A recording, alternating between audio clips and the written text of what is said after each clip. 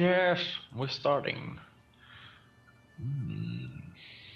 And we're seeing a change. The IS-3 on ACES team has been switched out with a T-69. Interesting.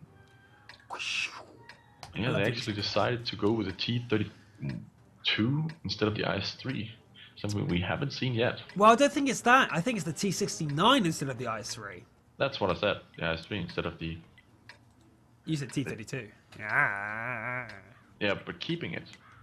Yes, yeah, they Yeah. kept it, but they replaced it. Yeah, but that is interesting that they've got mirror lineups now, but instead IS3 and a T32. So we'll see what they manage to do with that. But they are pinging the West heavily with a couple of, well, all their tanks moving here apart from Virtus in the T69. So I expect them to do the defensive tactic again, make sure that Lobster make the mistake because, well, I don't know. I think they should do their aggressive tactic again because, well, A, it was fun to watch, and two, they won very decisively, and they've got 3 games to spare. So even if they do mess up, they do have a spare. But armor goes down to the Russian gangster who spotted him early, and Unforgettable is now a bit more nervous getting to the edge of there.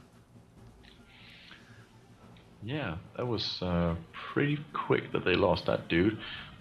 It's going way too much forward. He could have sat right next to that small house instead of trying to get all the way up there.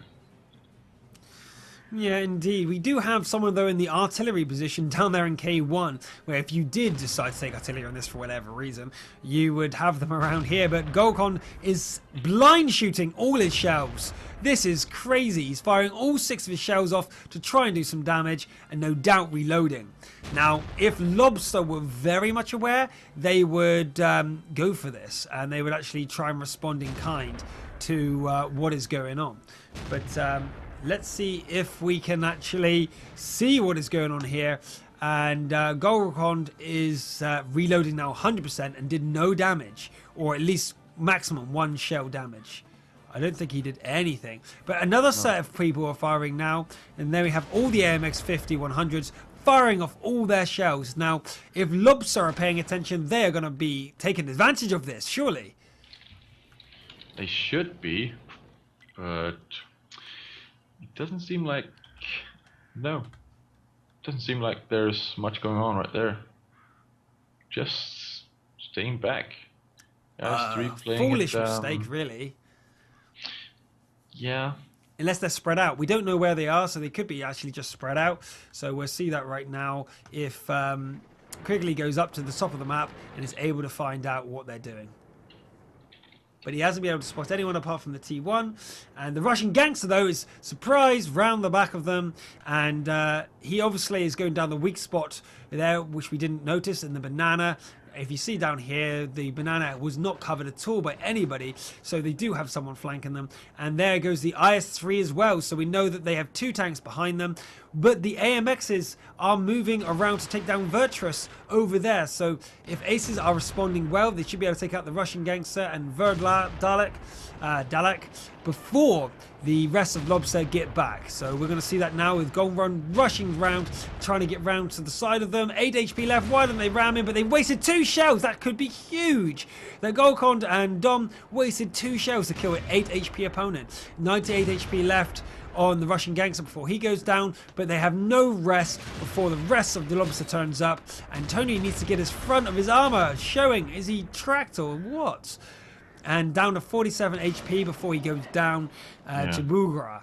But I don't believe that they know that the ACES are out of ammo. There's no way that these guys have any spare shells, considering that double shot waste of ammo against the 8 HP opponent. Yeah, now cap has started, and they're going all the way around south, so there's only 1 entrance to go through. Oh, wait, 2, of course. Forgot about that one. Yeah, they gotta get in there.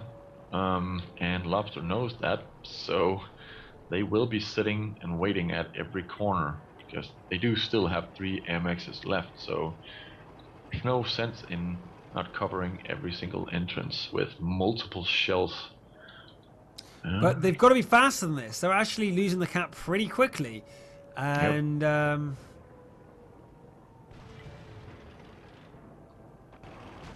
Someone just hit a tank, just entered. I'm not entirely sure that they're so I like think that they're all around the corner here. They're trying to protect them, and they got one shot. Oh, they managed to get it very, very shortly there, and they managed to clean up incredibly quickly. That was so close, actually. ACES got round the corner there. Absolutely no time to spare before things were going wrong, and the autoloaders though managed to clean everything up. So that was a reasonably good move from Lobster. If they just had a few more seconds, they could have won it. If someone got to the cap circle just a little bit faster, they could have won that. But I guess ACES were predicting that and were able to get there on time. yeah, I actually think that one of the tanks which had entered the cap zone the latest actually got hit by quickly, because he is sitting down there at the south line with his gun aimed right at the AMX Rex. He is, and he actually managed to get some reset, which probably could have won them the game, actually. Yeah, I'm thinking that. And Larden comes in to reset the cap and die with honor. Boom. Lobster go and lose the match, and that's very unfortunate for them. They must be kicking themselves, but they are 3-0 down against ACES. So if we have a quick look at the standings on the league so far, Lobster now still have 0 points, and that's pretty bad for them. They're obviously not happy with that. ACES, on the other hand, are looking to close the gap with the leaders as they got 6 points, but they did take 2 game losses, yes, in round 1. So they need to get these 5 games to have a chance of catching up with some of the leaders. Oh yeah. So we are playing today in the Golden League, which is a 742 format. We see people in the chat who are obviously new to the pro scene. We should explain what that is.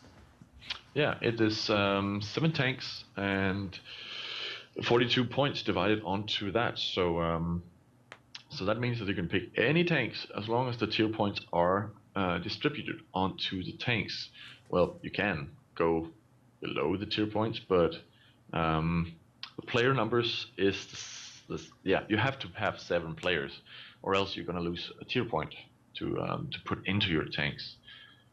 But yeah, that's the and there's also maximum tier 8. That's really important.